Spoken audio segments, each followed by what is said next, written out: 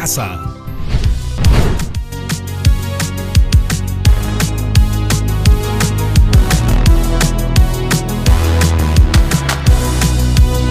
¡Despierta! Hola, Stephanie. ¿Qué haces, Junior? ¿Estás durmiendo? No sabes, estuve toda la noche buscando info para un texto instructivo que empecé. Ah, bueno, me encanta, pero despierta ya porque ya empezamos Aprendo en Casa, una iniciativa del Ministerio de Educación especialmente para ustedes, chicas y chicos de quinto de secundaria, la promo 2020. Uy, sí, Stephanie. Hola, chicas y chicos. Bienvenidos y bienvenidas. Imainayata hachkan kichik, pasñakuna, mahtakuna. Ay, me encanta cómo suena el quechua. Muchas gracias, Stephanie. Bueno, pues cuéntame qué tan grande es tu texto instructivo. Bueno, en realidad estaba por terminar mi texto cuando me distraje con una noticia que me llevó a otra noticia. Y luego un video que me llevó a otro video. Claro, y después ese video a otro video. Ay, compañero, tú y tus problemas de atención. Ven y cuéntame. Claro, vamos. Ay, Stephanie, no son problemas de atención, sino que hay tanta información por descubrir que a veces no sé por dónde empezar. Bueno, sí, compañero, eso es cierto. Cada día se generan toneladas de información, ya sea por los medios, las noticias o todas las redes sociales que conocemos. Bueno, ¿y a todo esto qué video estuviste viendo? De todo, Stephanie. De todo, pero ¿como qué? Pues, ¿no? Que cuente. Bueno. Empecé viendo un video de que los extraterrestres crearon las pirámides de Egipto y terminé con una teoría de que el hombre nunca llegó a la luna. Pero eso sí, no vayas a creer que yo soy de los que piensan que la Tierra es plana. Bueno, al menos eres consciente de que no toda la información que encuentras es verdad. Ese es un buen inicio. Pero a ver, aquí entre nos, ¿cómo sabes qué información es cierta y cuál es falsa? A ver, Stephanie, la verdad es que la mayoría de las veces es fácil saberlo, utilizando la lógica. Por ejemplo, a mi hermano menor le mandaron la noticia en redes sociales de que había aparecido delfines en el río Rímac, gracias a que la contaminación había disminuido. Claro, pues, ahora que lo dices, me parece haber escuchado esa noticia. Y creo que hasta la sacaron en varios medios, ¿no? Pero era falsa. Pero en un primer momento, mi hermano se emocionó por la noticia porque le parecía algo positivo. Lo compartió con sus mejores amigos. Pero luego de pensarlo mejor, se dio cuenta de que esta noticia no tenía tanta lógica, ya que al investigar sobre el tema encontró que en el río Rímac no existen delfines. Claro, pues. Igual que en este caso de los delfines, parece que creo que se trató de un meme o algo así, ¿no? Sí, es cierto, es cierto. Puede ser, pero lo que me queda claro es que cada vez hay más información falsa circulando y muchas veces sucede sin mala intención, como el caso de mi hermano o algunas publicaciones del Día de los Inocentes. Pero otras veces también se hace buscando obtener algún beneficio. Es verdad, compañero. Así que para conocer más sobre ese tema hemos invitado a la profesora Virna Espinosa, que nos va a contar todo sobre las fuentes de información. Adelante, profesora. Hola, profesora, bienvenida. Hola, muchachos. Antes de entrar, los escuché conversar sobre la gran cantidad de información que se produce a diario. Y no todo lo que escuchamos o vemos es verdad necesariamente. ¿Ustedes saben qué son las fuentes de información? Me parece que son canales de la tele o algún programa de radio, ¿no? Pues no, en realidad son cualquier tipo de documentos que aportan datos útiles a la investigación. Las fuentes pueden ser de dos tipos según su origen. Las fuentes primarias son las que presentan la información original sin que ésta haya sido alterada. Y las fuentes secundarias son las cuya información ha sido elaborada en base a los documentos primarios originales. Dentro de las fuentes primarias se incluyen los documentos originales, entrevistas, testimonios, autobiografías, discursos, cartas, fotografías, entre otros.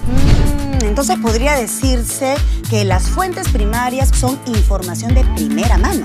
Muy bien dicho, Stephanie. Por otro lado, las fuentes secundarias incluyen a las revistas, libros, artículos, monografías y enciclopedias. Bien, de acuerdo al medio, cómo se obtienen las fuentes, pueden ser orales o escritas. Las orales son documentos no escritos que pueden contener información documental o histórica como tradiciones que se mantienen por generaciones, transmisión de conocimientos narrados con la voz, discursos o testimonios orales. ¿Y una canción también puede ser una fuente oral? Muy bien dicho, Junior. Muchas canciones han narrado la historia de los pueblos o de los acontecimientos más importantes que tuvieron. Incluso, en algunos casos, no existe ningún otro tipo de fuente más que la oral. Qué interesante, profesora. ¿Cuáles son las fuentes escritas? Son las que más utilizamos al hacer cualquier tipo de investigación. Estas fuentes se encuentran en libros, enciclopedias, artículos de divulgación o científicos, y gracias a ellas ha quedado el registro de la historia y la cultura universal. Muy bien, chicas y chicos. Entonces, ya sabemos cuáles son las fuentes primarias y las secundarias, así como también las fuentes orales y escritas. Bueno, ¿y ustedes? ¿Qué tipo de fuentes han usado para trabajar su texto instructivo? Y yo tengo otra pregunta más para usted, profesora. ¿Cómo podemos reconocer una información válida? Sobre todo en tiempos en que muchas noticias falsas se viralizan incluso a nivel mundial. Para responderte, me gustaría hablar de algunos ejemplos de noticias falsas que se han viralizado estos meses que nos encontramos en aislamiento social. En primer lugar, una información que propuso usar cloro sobre nuestro cuerpo, o recomendaciones de un laboratorio extranjero que afirmó que se puede prevenir el COVID subiendo el pH en nuestro organismo. También un artículo científico que afirmaba que el Perú es el país con las personas de menor estatura en el mundo. Ninguna de esas informaciones son ciertas. Es verdad, no son ciertas, pero aún así varias personas lo creyeron. Los mandaron a más personas y luego se terminó viralizando. Tengo unos consejos para ayudarlos a reconocer si la información que han recibido es válida o falsa. Así que todos atentos en casa. Aquí va el primer consejo. Revisa la fuente original cuando te encuentres con un dato impactante o un descubrimiento con referencia a una fuente. Debemos llegar hasta la página web y confirmar si existe y si ha publicado la información. Hay que llegar al origen de todo, a la fuente primaria. Y con ustedes, el segundo consejo. No te quedes con el primer resultado que encuentres, especialmente si son de blogs o páginas colaborativas donde cualquiera puede subir información. Compara con otros resultados. Ahora el tercer consejo. Presta mucha atención a la reputación de la fuente. Las más confiables son las que tienen reconocimiento en el tema publicado, o también instituciones oficiales como los ministerios, así como también las que se tratan de fuentes académicas, es decir, que tiene como función ser formativas o científicas y que son publicadas luego de haber pasado por filtros de evaluación académica y son almacenados en buscadores especializados como revistas científicas o repositorios de tesis. Bueno, pues vamos con el cuarto consejo. Cuestiónate siempre. Asegúrate de que no se trate de una broma o de información manipulada con otros fines. El quinto consejo. Presta atención a detalles como la fecha original de publicación. A veces se publica información que no tiene vigencia actual y que solo genera confusión y datos erróneos. Es verdad. Hay publicaciones que uno vio antes y que vuelven a aparecer como si fueran actuales. No. Entonces ahora vamos con el sexto consejo. También debes analizar la corrección que presenta la publicación. Mientras mejor escrita esté y mencione sus fuentes bibliográficas, significa que ha tenido un esmerado proceso de revisión y brinda mayor confianza. Para ello te recomiendo que al leer el texto, dentro de él se encuentren las referencias o citas que usó el autor o los autores del texto. Asimismo, que verifiques que al final del texto, cuente con una respectiva sección de bibliografía o referencias bibliográficas. Solo así podrás notar si su trabajo es fruto de un exhaustivo trabajo de investigación de recopilación de fuentes y citado correspondiente. Y así llegamos al séptimo consejo. ¿Cuántas más faltan, profesora? ¡Qué impaciente! Y ya vamos a terminar, Junior.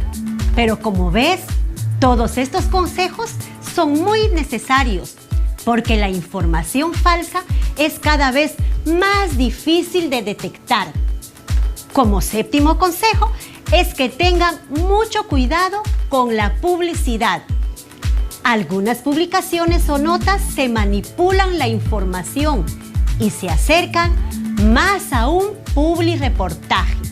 Muy cierto, profesora. Muchas veces cuando uno busca comparaciones entre productos, aparecen páginas de publicidad donde sospechosamente siempre es mejor el producto más caro. O también aparecen publicaciones desprestigiando a una marca o a alguna persona con información inventada. Finalmente llegamos al último y no por ello menos importante consejo que muchos pasan por alto, y es preguntar a los especialistas, especialmente cuando las dudas no han sido resueltas. Bueno, luego de todos estos buenísimos consejos de la profesora Virna, esperamos que hayan aprendido a verificar en casa si una información es válida o no, y además cómo reconocer una noticia falsa. Estoy seguro de que todos lo aprendieron. Ahora el siguiente paso para avanzar nuestro texto es agregar el merecido crédito al autor de la información. Debemos tener en cuenta todo el trabajo y esfuerzo que realizó el autor. Por supuesto, compañeros, si uno decide reproducir el texto de manera idéntica, se utilizan comillas. Y aunque se cambien las palabras utilizadas, se deben citar de igual manera, ya que se usó una idea del autor. Ahora le voy a dar pase a la profesora Virna, que nos va a enseñar a citar correctamente la fuente que uno ha utilizado. Tal como me han informado los conductores, todos ustedes se encuentran trabajando su propio texto en casa. Algunos pueden estar más avanzados que otros, pero aún así todos deben aprender a citar correctamente. ¿Qué datos se necesitan para citar una fuente? Para citar correctamente una fuente se necesitan los siguientes datos: autor, año, título, ciudad y país, página o enlace para publicaciones electrónicas. Lo bueno es que casi todos estos datos lo podemos encontrar en las primeras 2 hojas de la mayoría de los libros, en la sección de los créditos. Por ejemplo, este que tengo aquí. Autor, José Saramago. Año, 2016. Título, Ensayos sobre la ceguera. Ciudad y país, Lima, Perú. Como bien dice la profesora, la gran mayoría de veces se encuentra toda la información en la segunda o tercera página de todos los libros. Pero en el caso de que no encuentren esa información al inicio, también podrían buscar en la última hoja del libro. Ahora, en el caso de que no sea un libro y estés trabajando una fuente electrónica, los datos aparecerán en las primeras páginas, también como nota de pie de página. Profesora, ¿y qué hacemos luego de reunir toda la información? Muy simple, Junior. Solo vamos a seguir el formato APA para darle el crédito como se debe al autor y ubicar sus datos en nuestra sección de referencias bibliográficas. ¿APA? ¿Y qué es eso? APA significa American Psychological Association, por sus siglas en inglés, y es un formato que estandariza la forma en la que se debe citar cuando elaboramos y representamos trabajos escritos o investigaciones. Profesora, ¿y qué estructura se utiliza para el formato APA? Empecemos por lo más importante, que es el nombre del autor del texto. La forma correcta de escribirlo es el apellido del autor seguido de una coma, luego la inicial de su primer nombre y finalmente un punto. En segundo lugar, escribe entre paréntesis el año en que el libro se publicó. Si no existe dicha información, puede usar la abreviación SF, sin fecha, dentro de los paréntesis y colocar un punto después del paréntesis. Tanto si el texto tiene fecha o no, en ambos casos, recuerda siempre colocar un punto después del cierre del paréntesis. Continuamos ahora ingresando el título completo del libro. Escríbelo en cursiva si estás en una computadora o con comillas simples si es a mano y coloca un punto tras el título.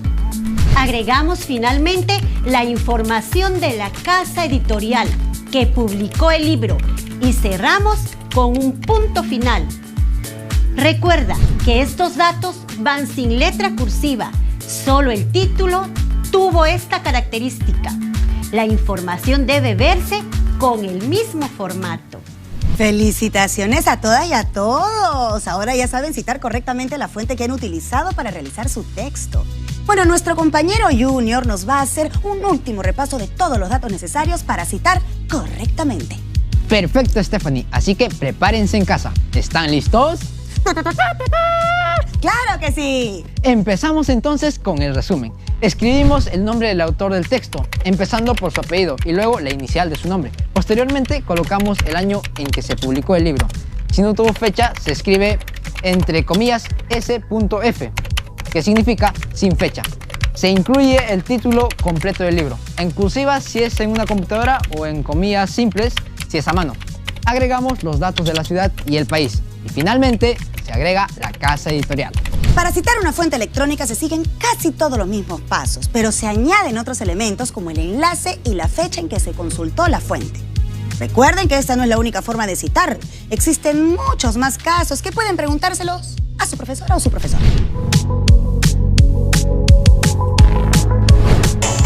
Así que chicos, un resumen de lo que vimos en el día de hoy, de la información que recibo o que doy, tiene que ser de un sitio muy confiable, de un libro, una red, algo más responsable, porque hasta en el internet se ha perdido el criterio. Incluso Wikipedia ya no es un lugar serio. Tienes que verificar la fuente de información y no guiarte solo de una falsa especulación. Te va a servir, mejorará tu habilidad para que después tú entregues textos de calidad, para que aprendas a mejorar y a citar, y sobre todo para que tengas una base de cómo argumentar.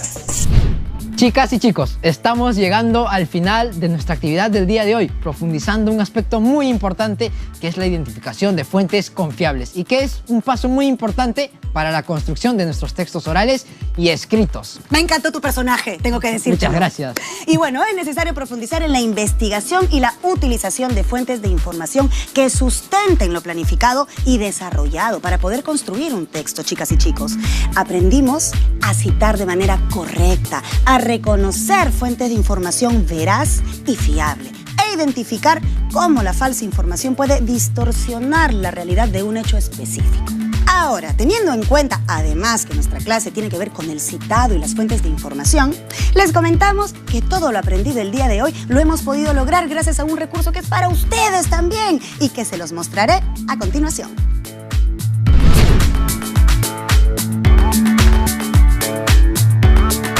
Como corresponde al citado, debemos mencionar que toda esta información la hemos logrado obtener y explicarla gracias a la guía para la investigación y citado de fuentes elaborada por el experto Roberto Francisco Brañez Medina en el año 2019. Este recurso lo encontrarán en el portal de Perú Educa y descargarlo para que cada vez que tengan alguna duda, chicas y chicos, puedan recurrir a él y contar con muchos más ejemplos sobre cómo citar o cómo identificar fuentes confiables. Chicas y chicos, tengo un pequeño reto para ustedes. ¡Ay, no me digas! Tomando como base la redacción que elaboraste la semana pasada, les propongo revisar a profundidad la información que presentaron y luego colocar las fuentes de información citando de manera correcta y respetando las reglas y pautas aprendidas. Si tienes alguna duda o comentario, lo puedes consultar con tu maestra o maestro. Bueno, muchachas y muchachos, es hora de compartir todo lo que aprendieron con su familia y ahora sí, nos vemos en el siguiente programa de Aprendo en Casa. Y no se olviden, por favor, tener su cuaderno, sus hojas de reuso y los invitamos a hacer crecer ese portafolio con muchos más trabajos archivados, mostrando así las evidencias de su aprendizaje.